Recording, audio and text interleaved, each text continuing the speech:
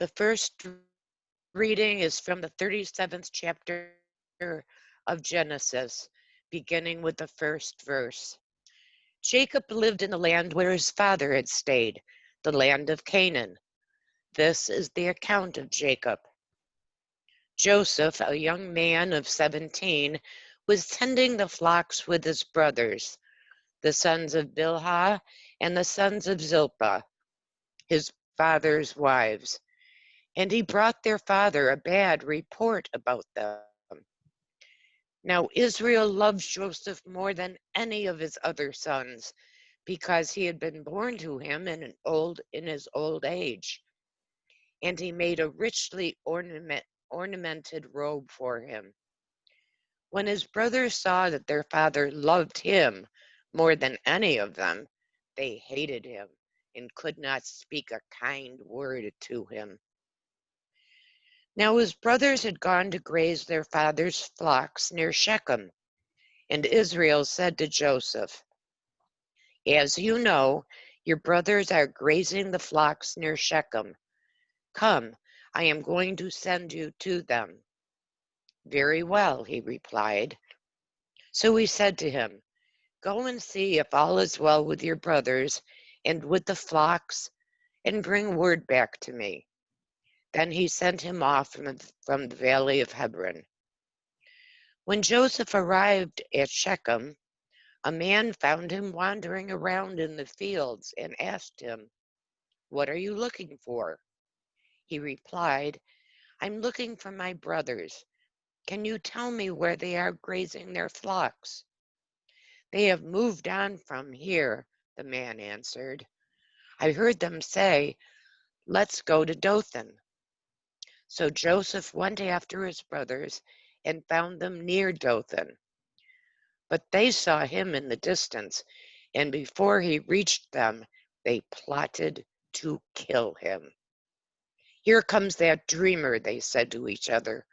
"Come now, let's kill him and throw him into one of these cisterns and say that a ferocious animal devoured him. Then we'll see what comes of his dreams." When Reuben heard this, he tried to rescue him from their hands. "Let's not take his life," he said. "Don't shed any blood. Throw him into the cistern here in the desert, but don't lay a hand on him." Reuben said this to rescue him from them and take him back to his father. So when Joseph came to his brothers, they stripped him of his robe, the richly ornamented robe he was wearing, and they took him and threw him into the cistern. Now the cistern was empty. There was no water in it. As they sat down to eat their meal, saw a caravan of Ishmaelites coming from Gilead. Their camels were loaded with spices, balm, and myrrh, and they were on their way to take them down to Egypt. Judah said to his brothers, "What will we gain if we kill our brother and cover up his blood? Come, let's sell him to the Ishmaelites and not lay our hands on him. After all, he is our brother, our own flesh and blood." His brothers agreed. So when the Midianite merchants came by, his brothers pulled Joseph up out of the cistern and sold him for 20 shekels of silver to the Ishmaelites, who took him to Egypt. The word of the Lord.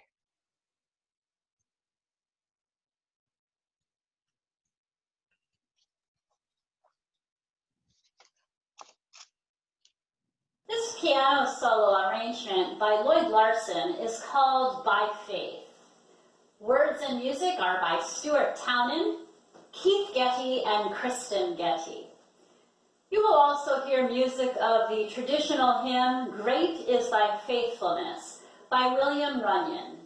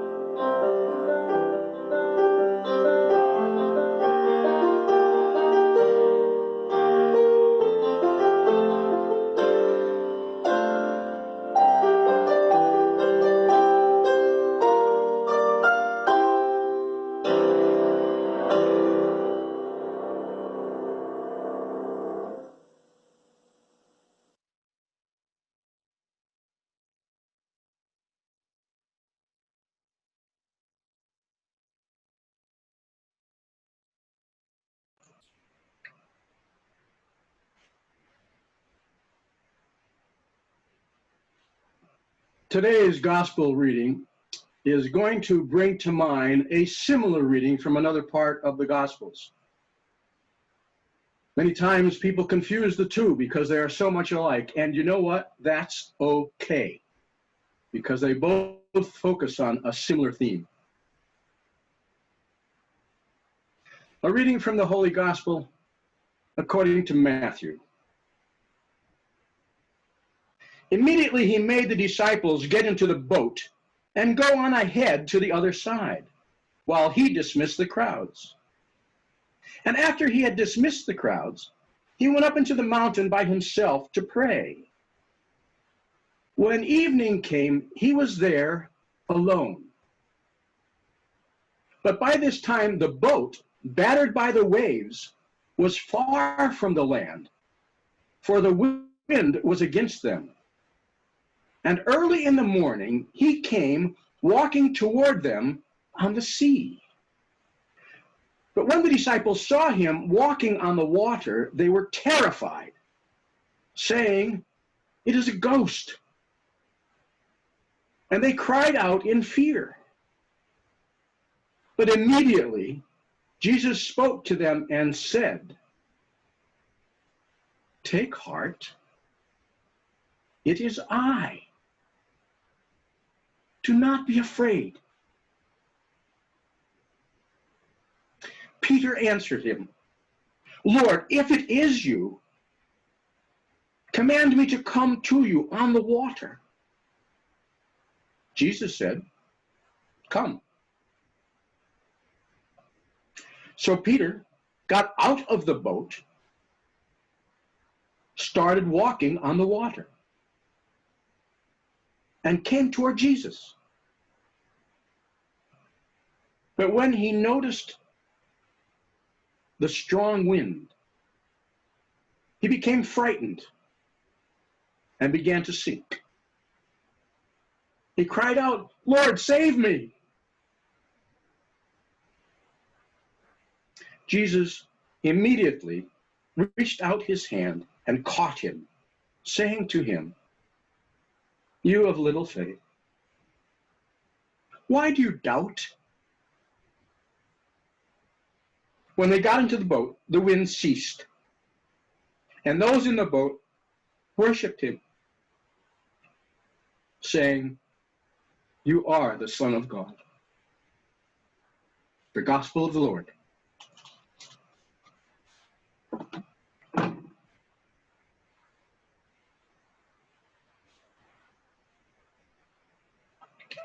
I'm caused to think, because of these scriptures, of fear and faith. And I'm familiar with fear, both justified and unjustified. Just about a year ago, I had an experience of white knuckle fear, and I mean literally white knuckle fear, hanging on to the wheel of my boat, scared silly. A very valued crew member and I were headed out to sail on Lake Ontario. On the river, it was rather calm, a good wind, but it was somewhat calm. We had the mainsail up.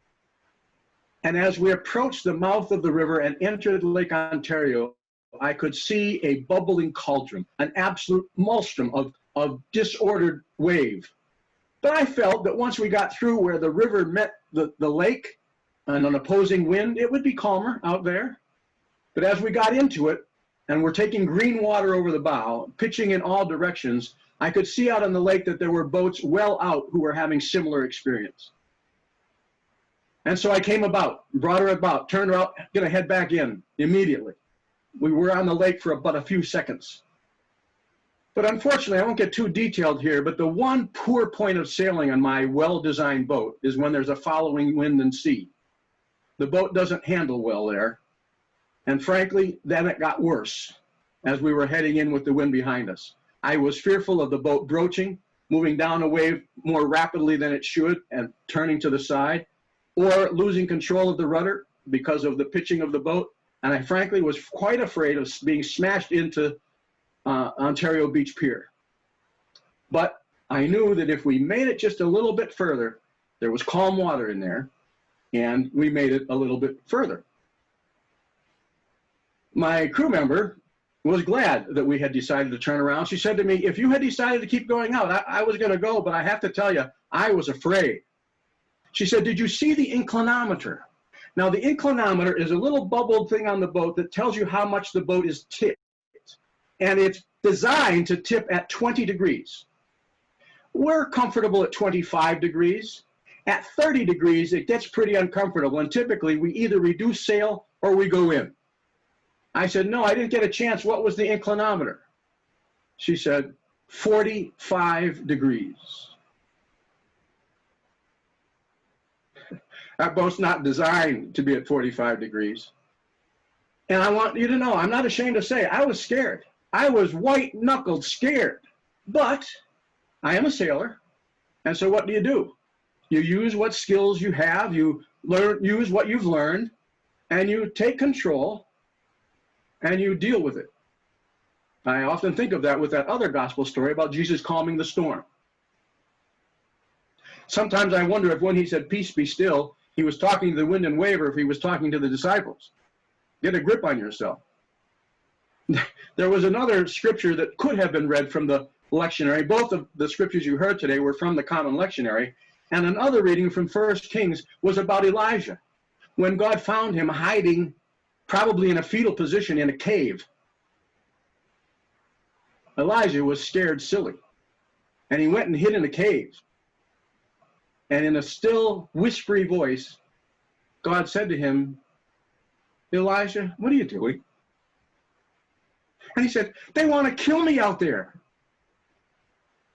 And God essentially said to him, Elijah, get up and do what I called you to do.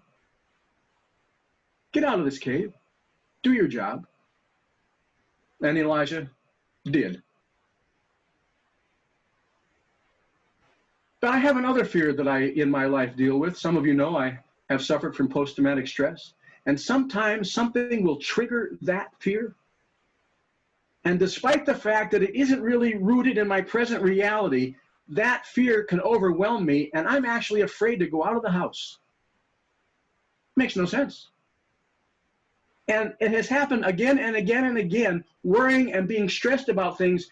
Something will happen, and I will create a future that I fear. And yet over again and again and again, that fear proves not to have been in any way justified. Now you'd think I'd learn. You'd think I could lean on that experience and not enter into that kind of fear. But fear can be unjustified. There is a political advisor who has the ear of power, who had actually still has a mentor, whose belief was that hope and fear are the strongest powers in the political world. And it was this mentor's belief that the strongest of the two is fear. And so that anybody in power who wants to maintain power should use fear and attack humans' basis nature. Well, you and I are people of faith. We're people of hope. And yet, true faith and true hope has to be grounded in a reality that we believe in, and I would be so bold as to say, trust and have experience. But I will admit that when I read the suggested scriptures for today, I was confused about the story of Joseph. Fear isn't even mentioned in that story. So what was the connection? Fear is mentioned in the gospel reading. Fear is mentioned in the 1 Kings reading. It's not mentioned in the reading from Genesis. It's not there at all. But I started thinking about Joseph. And I don't know about you, but I have to admit that if I were grabbed by my family and thrown into a pit and then thrown to people who were going to take me and put me in slavery, I don't know. I think I'd be a little bit scared. I think I'd really be wondering what was in my future. I have to believe that Joseph, God bless him, must have been scared silly. And then he got to Egypt. He was given a pretty cushy job as a slave. And then he was entrapped and thrown into prison. what he thought was going to be, it can't be all that bad, got a lot worse. And yet, what did Joseph do? This gift of dreams that had got him into trouble with his family and caused him being thrown in the pit in the first place, he used the gift right there in prison with fellow prisoners. And that act, Joseph simply being Joseph, using the gift that God had given him, ended up Pharaoh's right-hand guy. And what did that bring about? When famine racked the land, that brought about his whole family coming on down. And he was able to confront his brothers, and he played it smart. He didn't let them know that he knew who they were and what their relationship were. And he used his skills to kind of test them a little bit and threaten his father's new favorite, Benjamin. And he found out that the brothers had learned from their experience, and they took action to, they were willing to sacrifice themselves if Benjamin could be saved. They did a 180. And Joseph was able to use who he was to save the whole family. That's an amazing story. And it really is a story about using our giftedness in the very midst of fear, in the very presence of fear. It's not easy. It really isn't easy. I don't like being afraid. I really don't. And I admit that on that boat that day, I'm not kidding you, I was white-knuckled scared.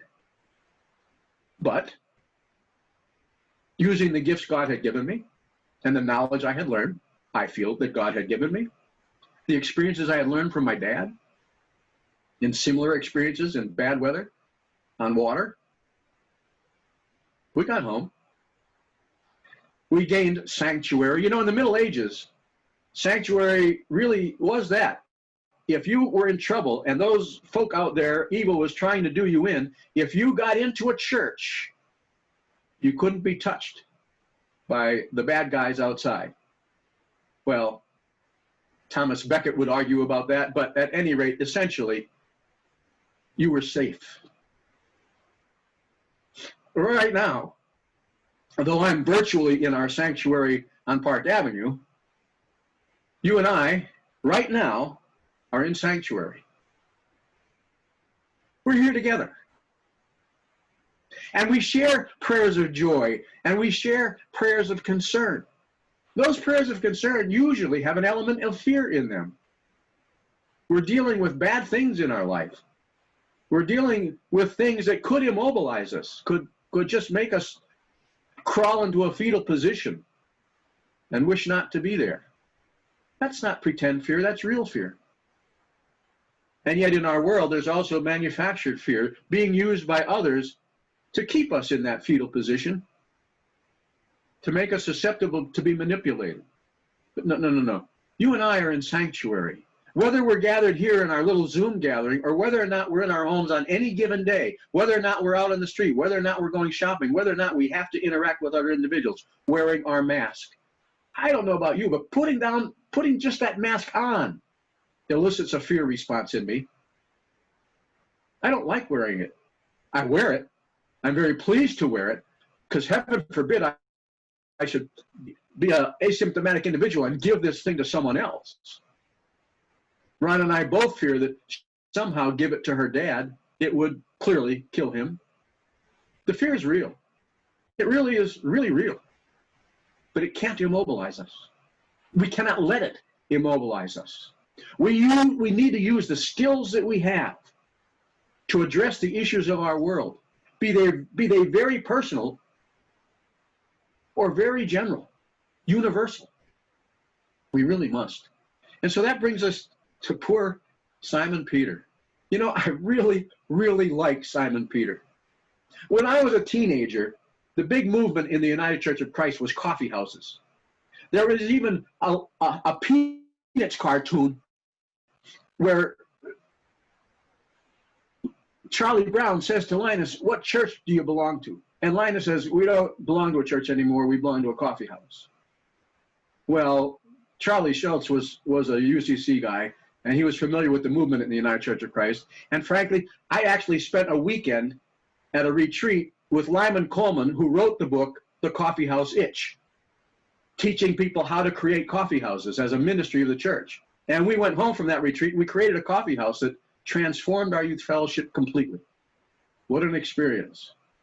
And the coffee house was all about a safe place to go where you could share the experiences of your life, your world, and talk about the issues of the world that we're confronting and discuss it. You see, talking about it, becoming creative about it, takes the edge off the fear. It allows us to move forward. But here's Simon Peter. He's in the boat. It's being buffeted by, it's a nasty situation. He's buffeted by, and here's Christ, for heaven's sakes, walking on the waves. That makes no sense. You and I have never seen such a thing, have we? No. And Simon Peter, being Simon Peter, says, Lord, if that's you, he's not even sure, you see. If that's you, bid for me to come and walk on the water with you. And Jesus being Jesus says, come on. And Simon Peter being Simon Peter gets out of the boat. He gets out of the boat. One of the things that Lyman Coleman had us do in our little retreat was to chart Peter's faith journey. And it's all over the place. At 1 minute, he's in the pits. Jesus says to him, get behind me, Satan. And a minute later, Peter is on the pinnacle because Jesus said to him, I'm going to build my church on you. Simon Peter is all over the place. And he functions sometimes, often, on impulse. Simon Peter is just being Peter. And God does build his church on Simon Peter. The legend is that in about 64 of the Common Era, right after the fire in Rome, Nero cracks down on Christians because they're the scapegoat. We all need to be afraid of Christians. They're the people that are damaging the empire, after all. And Peter's crucified. And the legend is that he's crucified upside down, not feeling worthy. Not feeling worthy to be crucified by Christ. But Simon Peter, with all of his failings, with all of his shortcomings, having denied Jesus, having started to sink when walking on the water with Jesus, became the foundation, the shoes of the fisherman. Because he dared. Because he dared to try. Did he have doubts? He sure did. Did he deny his Christ? He sure did. But did he face the world in faith? Did he use the skills that God had given him? Did he use the skills to the reason that Christ called him to be a disciple in the first place? He sure did. He used what God had given him and what he had learned to face the fears that he faced in this world.